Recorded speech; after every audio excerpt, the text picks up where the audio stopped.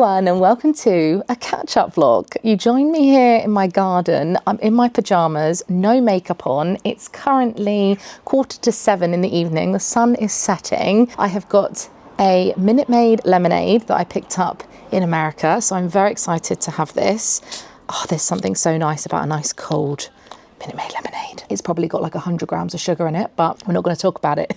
I've also got my little mini mic on. My neighbours are in the garden. The cars are passing. Hopefully you can hear me okay. Last time, I mean, it just looks so ugly there, but last time I held it in my hands, and honestly, I want my hands today because I want to drink and I want to look at my notes because I've got my iPad in front of me here. This is going to be very much FaceTime with a friend vibes. You know, when your friend goes on holiday and then you go out for a coffee and you go, oh my gosh, how was your trip? Tell me all about it. That's what this video is going to be, but also a bit of a like life update, just stuff that's been happening, how I've been feeling, what's been going on before we jump into the California vlogs, because today is actually the 28th of July. I'm filming this a bit out of sync. I am filming it after the trip. A lot of you might have seen the short form videos I've been uploading, and I still have a couple that are scheduled, I think, over the next few days. But if you follow me on Instagram, you would have also seen our California trip. So I want to talk about that today, talk about how we booked it, what we booked, all that kind of stuff, but also a little bit about what went on before the trip, things that we did, places we went. And I just felt like I didn't want to jump straight into another travel series without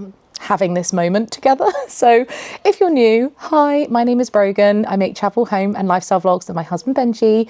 I've been doing this for 15 years, and so these kind of videos are really important to me. I try and make time for them. I try and make home vlogs in between the chaos of all the traveling, but sometimes that's not always possible, and for the last few months it has been so heavy on back-to-back adventures, which I wanted to talk about with you. I have been manifesting this life and doing these things, I feel like, for half my life now. Like, ever since I started watching YouTube videos when I was like 15, I started my channel when I was 17, I'm now 32. I always dreamed that I'd get to go and do things and go places and see the world. Over the last, well, since COVID and since Benji had his open heart surgery, we had a bit of a mindset shift in terms of like, what do we actually want in our life? And when we got Bonnie and we planned our wedding, we started like dreaming big, and those dreams became a reality. When they happened and we did them, we made them happen, we then sat back and thought, well, what else can we do? What else is possible? And so we just kept dreaming big and planning bigger and bigger. And I can't fathom sometimes that I am in a place where I've had so many insane, like, once in a lifetime experiences in a really condensed time, but also this is my dream job and I don't know how long this is going to last. And sometimes I worry that it's all going to disappear. I think trying to find the balance between having gratitude and being present versus burning myself out and working myself right to the ground has been something I have not been very good at this year. Essentially, before California, to sort of take you back, we did the Netherlands and Dublin quite close together. But before that, we also had quite a few trips back to back too, and some that you haven't even seen or haven't talked about just yet. There's been a lot going on. So I want to take you back before California and why this video is now, because I did try and film this before we went, and I also tried to film a pack with me video. And the reality is that those weeks leading up to the trip, I was really burnt out. The constant travel had taken a bit of a toll. And I think the biggest thing is I got used to being on the go quite a lot, but I was really missing routines, like having a lack of routines in terms of my food, my diet, my exercise, my sleep, and seeing friends and family. Like, everything went out the window. So although it's been incredible and I've loved every minute, it has come at a cost. The reality of all this travel has meant I've not been available to the people I love the most in my life. I've not been a very good friend. I've not been a very good daughter or sister. And I don't mean to be harsh on myself. That's just been the reality. I've not been present. I've not been available for even a lunch or a catch up. Trying to put dates in with friends, I have to give them dates that are like months and months in advance, and then even then a trip might come up and I have to cancel. I think the biggest thing is that I found I've not been very present. I've just been rushing from one thing to another and not been taking it all in. Before I went out to California, I had a call with my social media coach Laura. I've been working with her for 6 years now. I mean, she is like a strategist, so she helps me with content and planning things and thumbnails and what's working, what's not, all that kind of stuff. But she's also kind of a mini therapist. And we chatted about how I've been feeling, and I admitted that I've been very burnt out, and we noticed a shift in how I felt towards my channel and making content.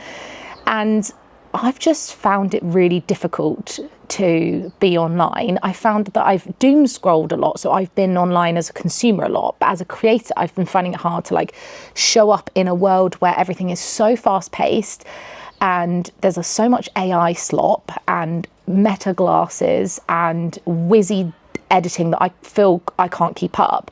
But I also feel this like need to be chronically online to stay relevant so that people still watch and brands still want to book us. So I feel like I can never take a break or stop, because stopping feels naturally wrong. Even though I know it's the right thing when I'm feeling burnt out, I know the best thing to do is just stop or slow down. I don't know if it's because I've been doing this for so long that as each year passes, I worry more that it's just gonna go. So I have more and more gratitude, but also on the flip side, I feel like I can't stop now because look at how insane things are. Like if I stop, it will all go, which is just not true. So I felt like I was being pulled in all directions, trying to be present in my personal life, trying to set clear boundaries online, trying to have balance in terms of hobbies and work-life balance, also trying to make the best content that I can and keep showing up, but in a way that doesn't burn me out. And I've been struggling with that. So before we went to California, we talked about my feelings and how I was gonna do this. So when we booked California, we had like a rough idea of what we wanted from the trip, but I also wanted to make time to just slow down and be a bit more present, because Disney's quite fast paced for us when we're filming and doing things. We get a bit excited and we want to take you all around. But then after Disney, I was able to spend some time with Benj eating a lot of lovely food, went to lots of restaurants and had just like time to chat. And we sat by the pool and read our books a lot, but also read our books in like restaurants and bookshops and coffee shops and all that kind of stuff. And I've come back from California feeling like a completely different person. Like the trip was amazing. The things we did was not why it was amazing. I've come back and I just feel like at peace again and ready to create, which is why I'm making this video now, because I filmed a version of this before California and I was just in a completely different headspace. And so I just wanted to say thank you, firstly, for giving me time when I need it, respecting boundaries and being so supportive and commenting and being here with me still. And I just want you to know that every time I get to go somewhere and I look out the window and we've landed somewhere and I get a little bit teary, it's because I just can't believe that I get to do this. And I can feel myself getting emotional now, but I really love this job and I really don't want to be in that place that I was a few weeks back where I felt like, what am I doing? Why do people watch? Who cares about this? What am I even doing? I also was able to switch off a little bit before we left too. Went to our family beach hut, had a few days down there. That really helped me to get in the mindset for the trip, so that when I went into that first vlog for California, I knew I was making 6 videos in 10 days, which doesn't sound much, but actually that is a lot of filming, and each video is going to be over an hour long. I think the first one's 45 minutes, but the rest of them are going to be long. So yeah, that was really lovely. I'm going to talk to you all about the travel and things that have been going on and like all the exciting things, but I also just wanted to touch on how I'm refocusing and recentering now. So now we're home. We've been home a couple of days. I'm really jet lagged. I thought I was good and fine, but I was awake from 1 till 4 a.m. this morning. We've made a bit of a plan for August. We are traveling again at the end of August. We are doing a Virgin Voyages cruise. We're really excited about it, going to 3 cities that we have never been to before. I booked it a long time ago. I think it was the Black Friday sale, so like in November last year, and I thought it would be a really good idea for like Europe, summer, August vibes, and a cruise. We haven't done a cruise for ages and I wanted to do a cruise line that we've never done before, and I'm really looking forward to it. So that's coming up end of August, but I'll talk all about travels and what's been going on in the next section. But before I jump into that, I have about 3 weeks at home, which is the longest stint I've had at home all year, which is absolutely wild. I have 1 day in London when we're going to see Heathers the musical, but that's it. So this is absolutely perfect time for me to return to those routines. So I've been stripping it all back again, and I've printed out a calendar with 6 weeks on it, and I'm giving myself gold stars when I go and do a workout at the gym, a walk, treadmill, a class, anything like that, like movement. I gave myself a star on the chart, and I'm trying to get 5 a week. And I'm also trying to read every day, drink more water, and return to a good sleeping, bedtime, wind down routine, because when I'm really busy and I have these big vlogs to edit, which I know I will, which is why I've got time at home, I've cleared the diary out so I can focus on these Disney vlogs. It's too easy for me to be at my desk still at 9, 10, 11, even 12 o'clock, sometimes midnight. I'm really, really trying to get back into routines, refocus, and Benji's cooking some really beautiful, lovely food for me, so eating much better. When we travel, we don't really consider what we're eating, and sometimes we're eating bigger portions or larger meals, and when I'm at home I don't have breakfast massively, I don't really snack, but when you're traveling you want to try that cookie or that smoothie or whatever. And also American food, the portion sizes and the sugar and salt, I don't know what it is, but it bloats us both out. And already just a couple of days being home, she says drinking like a high sugar drink, a couple of days since being home I already feel just a lot better. So the lack of routines has taken a toll on my health, and already I'm starting to feel better. It's amazing actually what the endorphins of some exercise can do. Who knew? Let's talk about all this travel and everything we've been up to then, because there is a lot to go through. First things first, London. We went to see Hamilton the musical, which I think is our third time seeing it. I've lost track because we watched the pro shot version on Disney Plus, and then I saw it at the cinema, and we saw it on tour, and we've seen it in London. So I don't know, whatever, however you want to count it. But we went to see it with Leslie Odom Jr., who is the original Aaron Burr, sir, if you know, you know. And that was amazing, absolutely amazing. He was brilliant. The whole cast were brilliant, actually. The energy in the room was just electric. Everyone was cheering so loud for him, just out of pure respect. And also, I don't know, he's like theatre royalty, I guess, especially for Hamilton to return to that role, reprise it, is so cool. So loved that. We also did the British Grand Prix, which I haven't talked about here because I didn't vlog that. We were kindly invited by YouTube to experience hospitality with them. I felt like I was having an out-of-body experience that Benj and I got to do that. That was our very first in-person race day. Last year we got to do the qualifying and it was amazing. We spent the day with some other content creators, but also some of our clients, our brand partners, and the people that we work with at YouTube, and it was just so good. The actual race was amazing to see in person. They had the Lego cars on track, which was so cool, and I was just so happy all day. Like, looking at the pictures, you can just tell I was just beaming with joy. I got to meet Mickey and Minnie in their Formula One outfits, which was really fun. It was just so cool to see the cars racing, because qualifying, they are fast, but when they're racing, it was a whole new experience and just so cool. I have talked about this, but we are going to a race with some friends coming up, which I'm really excited about. We've planned a really cool trip with them, which I'm not sure if I'm going to vlog, but I'll definitely document and talk to you about when we get back home. But yeah, that's coming up. So still really loving and enjoying the Formula One, although as a George Russell fan, I'm really struggling with the amount of bad luck that he's having with his car or races or rules that have happened. And there's just been so many technicalities, and Kimi is such a good driver as well. He is leading the championship at the moment, but as a Mercedes fan, I'm like happy about that. But as a George Russell fan, I'm like, come on, George, rooting for you. So yeah, that was amazing. So we want to say a huge thank you to YouTube for inviting us to the British Grand Prix. I'll remember it forever. Let's talk about California. I wanted to quickly run through what we booked for LA and what you can expect coming up for the vlogs. We booked everything separately. It was really quite simple to book when you break it down. So for the flights, I had a companion voucher to use for us, so used that and booked premium economy flights, which you'll see in Travel Day. If you've never done LA, I think people assume that Disneyland, because it's California, they assume that everything's close. It's not. So Anaheim is about an hour down from LAX on a good day. Took us an hour and a half actually the day we landed, but you'll see that on Travel Day. I normally look at off-site hotels because there is a whole strip on Harbor Boulevard, I believe is the street, where they have loads of hotel chains and independent hotels, just loads of choices. We have previously stayed at the Hyatt Regency Orange County, which has its own like 15-minute shuttle. I really liked that and I looked at that straight away, but then I double checked the prices for the Disneyland hotels, because as I was buying tickets anyway, sometimes it's worth checking, and I do this with Disneyland Paris as well. Cost for the hotel with a package with tickets can actually work out quite well, and Disneyland were having an offer where if you stayed for 4 nights, you got your 5th night free. And I also had 5 days of park tickets as well. So when I priced it up and converted it to pounds and divided it per night and looked at the price of what it would cost me to stay at the Hyatt Regency plus paying for Disneyland tickets separately, it actually was coming out super similar. I just figured, you know what, to be super close, to be able to walk from the Disneyland hotel to the park would be worth it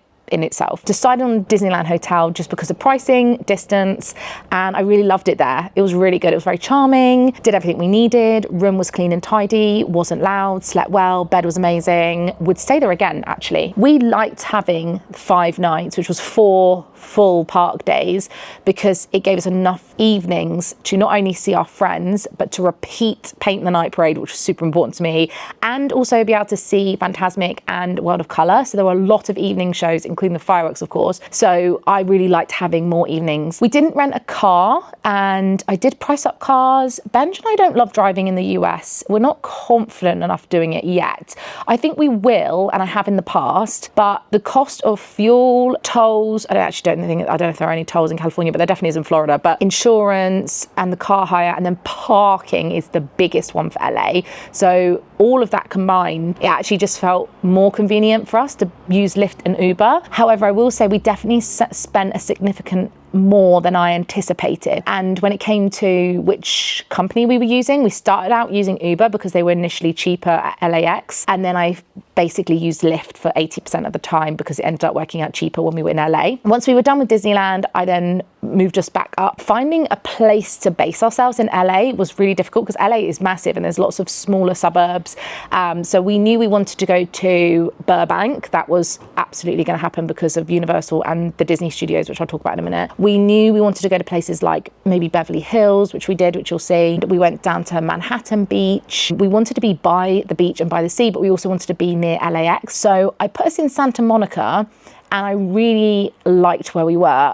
However, you'll see in the vlogs that I don't love the pier. And Santa Monica is actually a really great area in itself. There's just so much choice, but it's also quite big, like bigger than I anticipated. Walking places could sometimes take 20 to 30 minutes or could be a 15-minute Uber. We stayed at Hotel Casa del Mar. When I checked the prices whilst I was there, it was really expensive. There were 2 weddings when we were there. It's got a lot of history. It's 100 years old. A lot of celebrities seem to hang out there from what people were telling me, but I just got a really good deal booking it on booking.com. It was within the budget that we had allowed ourselves, and we definitely paid a premium because we were right on the beach. One of our non-negotiables that we both said we wanted was to be by the sea. I knew that seeing the sea, the sound of the waves, the sea air, the beach would help make me feel really zen. There's just something to me about the sea that just relaxes me. And I'm so lucky to be by the sea here at home, but I knew I wanted to be able to be close. Universal, we were very kindly gifted tickets because I know the team really well. I was very kindly invited to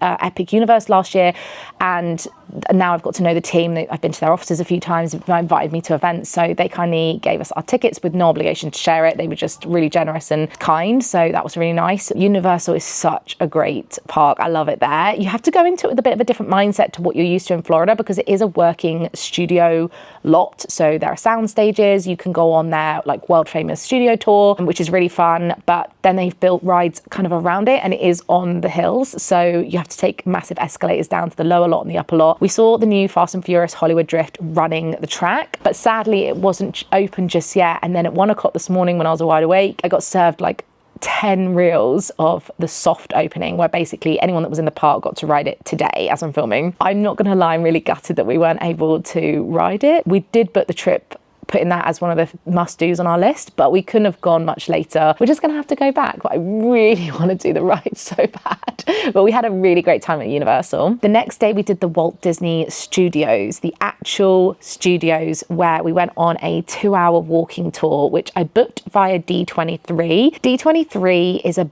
big convention that happens that Disney hosts in Anaheim every year, is it? In August?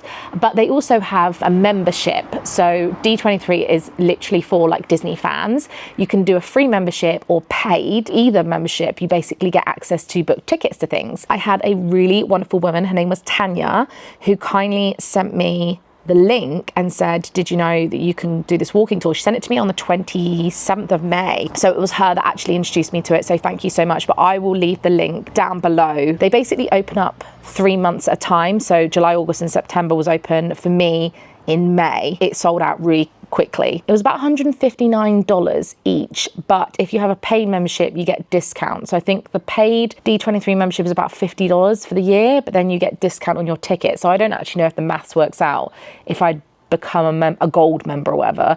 But either way, I'm a free member. I just booked it. I just wanted to make sure I had the date locked in and the time. It was absolutely amazing. And we're going to show you all of that in our LA vlog. We do a big debrief. We're going to show you all the pictures. But if you do want a little sneaky peek, until then, I have put up a post on my Instagram, but I had to narrow down 500 photos to just 20. I actually did 2 posts, one of the outside of the building where the 7 dwarfs are holding up the building, which we all know as Disney fans, and then one with some of Walt's office. And a lot of you asked, did I cry? I actually didn't cry. I welled up when I walked into Walt's office because I just so happened to be first, and I was in such awe because there was such an aura, like the fact that we were in his office where he worked, and it's been preserved exactly how he left it when he passed. So all of his sort of ornaments are there, all his books, everything. And that made me really stop in my tracks. Actually made me really inspired to like design my own office and space in a way that feels more me. At the moment, it feels very cluttered and I've got just stuff everywhere and it doesn't work for me. And I definitely want to, like, if I could just rip up my office and start again, I definitely would. Maybe I could, I don't know. But I loved how Walt had loads of things on his shelves. It was just amazing. And that made me a bit emotional. But otherwise, I was just in total awe. Our guide was amazing and I had an insane experience. So that was one I will remember forever. And actually doing that tour, seeing where everyone worked, made me feel creatively inspired again. It made me feel like I can't wait to get back to my office and create my videos. And of course, it's not on the scale of making a full movie or designing a theme park, but I love the little world that I've built and I love this little space and I love this little home that I have here. And so, yeah, I came away just feeling like, wow, this is amazing. And also as such a massive Disney fan, it was just really special. That was California. That's everything you can expect coming up. Big summer vlog series. I hope you enjoy it. A lot of love and effort and time and passion has gone into the videos, so I hope you'll enjoy watching them. I've got a few final things to talk about before we wrap this up. One of the sections I wrote down in my notes is listen to your inner child. I feel like I preach this quite a lot, but I had a really, really sweet message this morning. And when I tell you, I try my very best to read and see all your DMs, like my very best. But this morning I read one, and I won't say the names of anyone, but it basically said, I've got an 11-year-old goddaughter. She stayed for a few days and she's been really struggling with things her friends tease her about for liking Jellycats and Disney, and she's into reading. Basically, we would be best friends. I showed her some of your vlogs and showed her that it's okay to like these things and be yourself. I actually watched her physically relax. And she, oh my God, she watched the vlogs and we've talked a lot about you and Benji. Her big takeaway was how happy you both were and that it's okay to be a little bit different from what everyone else is doing. Thank you again, and never underestimate the good you are doing with your vlogs. Oh my God.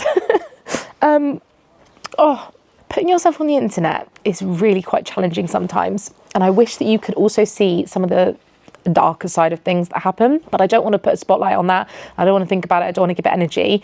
What I do want to put spotlight is people like that send me messages like that, and knowing that, like, just being my authentic self and not feeling obligated to conform to society's expectations of who I should be or what I should be doing, and just living the life I want to live and not offending or hurting anyone in the process, of course, but just like being me and figuring out who I am. When I'm doing that, it's for me, and I never even stop and think that it could help someone else. That message just reminded me how important it is to listen to your inner child, but also figure out who you are and what makes you you. And collecting Jellycats, collecting pins, going to Disney, watching the movies, being passionate about those things has brought me so much joy. And we went to see Toy Story 5 and I absolutely loved it. I gave it solid 5 out of 5 or 10 out of 10, whatever. It was amazing. I loved it. Flawless for me. I came out the cinema, I said to Benj, oh, I would love a Jessie doll now. I feel like I need one. And he went to the supermarket that evening to do a shop and came back with a Jessie, and she lives on my desk, and it was the most sweet and thoughtful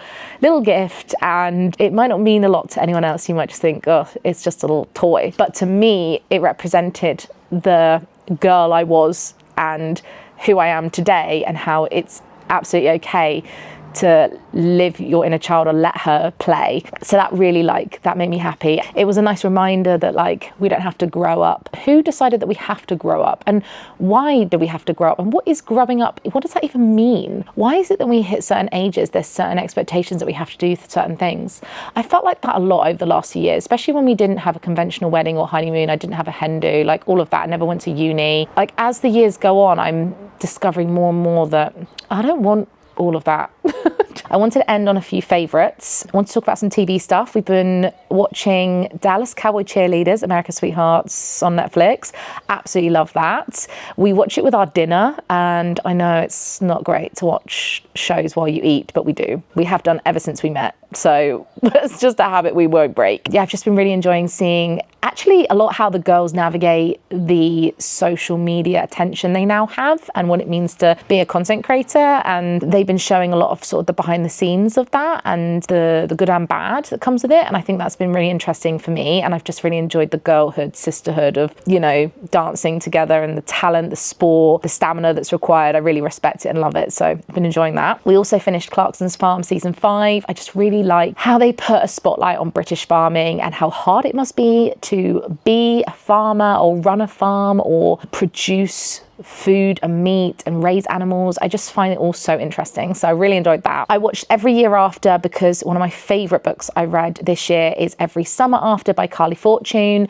And so they've made a TV show. I will say I much preferred the book. The show is good, but it's not, I don't know if I hadn't read the book if I would have liked it as much. I really liked the actors though. And I did see why they made certain changes, but I'm looking forward to, they're doing a season 2, which is going to be Charlie, the brother. It's going to be his story. And I'm really looking forward to that. I did enjoy it. It's just not going to be my favourite TV show of the year. However, I am really loving Off Campus, which is on Amazon Prime. I'm a bit late to the party because I read all 3 of the first books to make sure I had covered all the characters that were going to be in season 1. I've been really enjoying having it to look forward to. So like saving it, having an episode just when I've got any downtime. But if I've got any downtime, I've been reading a lot. So I think I'm on my 27th or 28th book of the year so far, and I set a goal for 30. So I have been reading a lot. And just a little reminder, I have a Brogan's Books Instagram page, which has all my reviews. I have content over there that I don't share anywhere else. I have a free book club as well in the broadcast channel. So there's a nice little, if you know, book page over there. But yes, I have been really enjoying reading and I have been looking forward to watching Off Campus. So that's been really nice. I talked about this on Instagram, but these white shorts from River Island, I have been wearing so much. I absolutely love them. I have styled them in multiple ways for multiple things. I'll leave a link down below, although last time I linked them, they did sell out. So I'm not sure if they're available again, but I love River Island at the moment. I actually also wore this black play suit when we went to the Walt Disney Studios. Got a lot of questions about that. It actually is high neck, but I folded it down to make it a V-neck because I thought that flattered me a bit better, but it was a really lovely play suit. It had little lace on the bottom, gold buttons, also from River Island, but they have been pieces that I've worn that I've really enjoyed. And also I got a lot of love on these outfits. So you would have seen me in pink shorts, floral shorts, the dog t-shirt, and also my travel day t-shirt and travel day shorts. All of those items were all from Dunnes in Dublin. If you saw that vlog, we went shopping. That was what we were shopping for, is I just needed some more like summery, theme parky, travel-y things, and I loved wearing all of these outfits. Got a lot of questions about them. I have looked on the website. You can order online, paying €, but I couldn't find links to all the things I was wearing personally. A bit unfortunate because I've now found a shop I love and I don't live in that country. So next time I'm in Dublin, I'm definitely reserving longer time for Dunnes because clearly it's a shop that I really like. It's very rare I find a store that I find so many items in. It was amazing. That was everything I wanted to talk about. I feel like there is so much more, but just want to say a final thank you. You guys are amazing. If you watch to the end here, you are super loyal and I appreciate you so much. I hope you are well and things are going well for you and you have a lovely summer and you enjoy the California vlogs, and I will be back at the end of it all. And I can't wait to give you another catch up then. So yeah, it'll be a home vlog probably at the end of that series. But anyway, thank you for watching and I'll see you again in the California vlogs. Bye.